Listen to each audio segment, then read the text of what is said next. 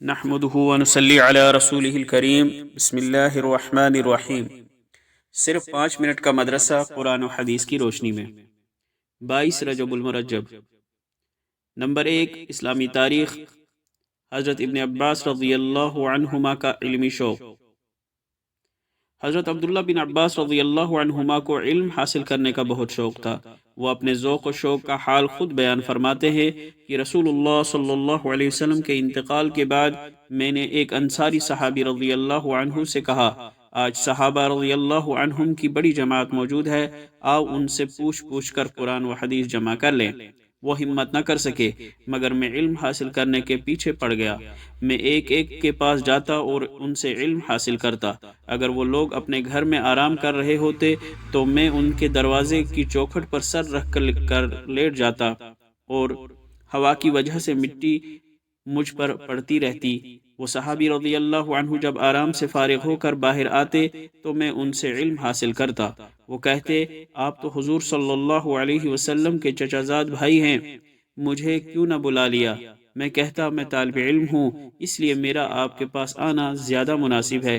اس طرح تفسیر و حدیث کا بہت بڑا ذخیرہ میں نے جمع کر لیا اور لوگ میرے پاس علم حاصل کرنے کے لیے آنے لگے۔ نمبر 2، حضور صلی اللہ علیہ وسلم کا معجزہ۔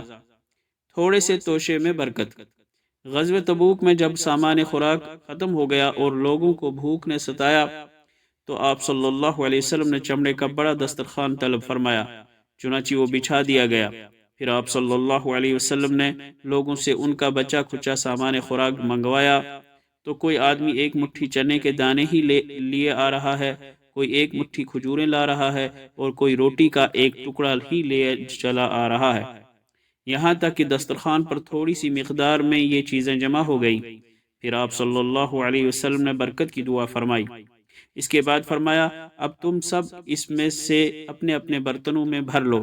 چنانچہ سب نے اپنے اپنے برتن بھر لیے، پھر سب نے کھایا یہاں تک کہ خوب سیر ہو گئے اور کچھ بچ بھی گیا۔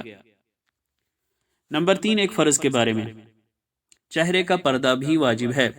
اللہ تعالیٰ کا فرمان ہے، اے نبی، تم اپنی بیویوں اور اپنی بیٹیوں اور مسلمانوں کی عورتوں سے کہہ دو کہ وہ اپنی چادریں اپنے منہ کے اوپر جھکا لیا کریں۔ نوٹ: مسلمان عورتوں کو حکم دیا گیا ہے کہ جب وہ کسی ضرورت کے لیے گھر سے باہر نکلیں تو اپنی چادروں کو اپنے چہروں پر جھکا کر انہیں چھپا لیا کریں۔ مقصد یہ ہے کہ راستہ دیکھنے کے لیے آنکھوں کو چھوڑ کر باقی حصہ چھپا لیا کر جائے۔ نمبر 4، ایک سنت کے بارے میں۔ پریشانی دور کرنے کی دعا۔ جب پریشان کن حالات ہوں تو یہ دعا پڑھے، وَأُفَوِّضُ أَمْرِي إِلَى اللَّهِ إِنَّ اللَّهَ بَصِيرٌ بِالْعِبَادِ۔ ترجمہ: میں نے اپنے تمام حالات کو اللہ کے حوالے کیا، اللہ تعالیٰ اپنے بندوں کا نگہبان ہے۔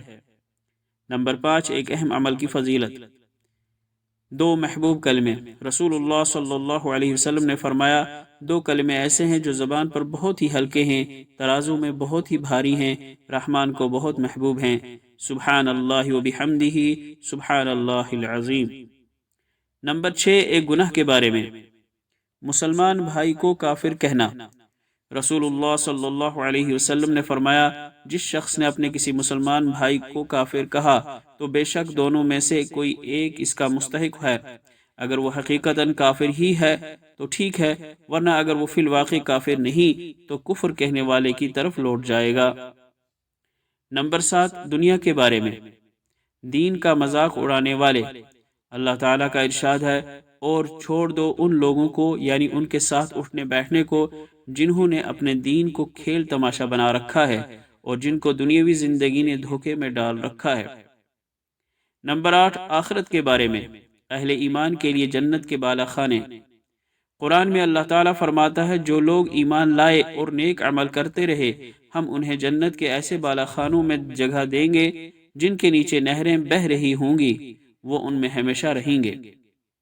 نمبر 9، طب نبوی سے علاج۔ نیند میں ڈرنے کا علاج۔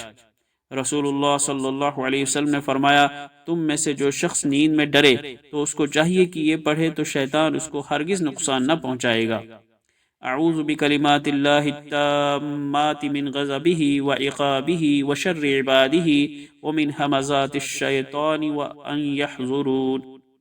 ترجمہ: میں پناہ چاہتا ہوں اللہ کے مکمل کلمات کے ذریعے ان کے غصے سے اور ان کے عذاب سے اور شیاطین کے وسوسوں سے اور اس سے کہ وہ میرے پاس آئیں۔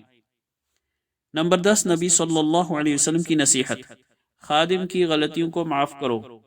ایک آدمی نے رسول اللہ صلی اللہ علیہ وسلم سے پوچھا، یا رسول اللہ، میں اپنے خادم کو کتنی بار معاف کروں؟ تو رسول اللہ صلی اللہ علیہ وسلم خاموش رہے، کوئی جواب نہیں دیا۔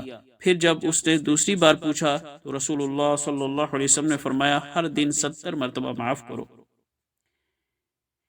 اللہ تعالی عمل کرنے کی توفیق عطا فرمائے۔ وآخر دعوانا ان الحمد للہ رب العالمین۔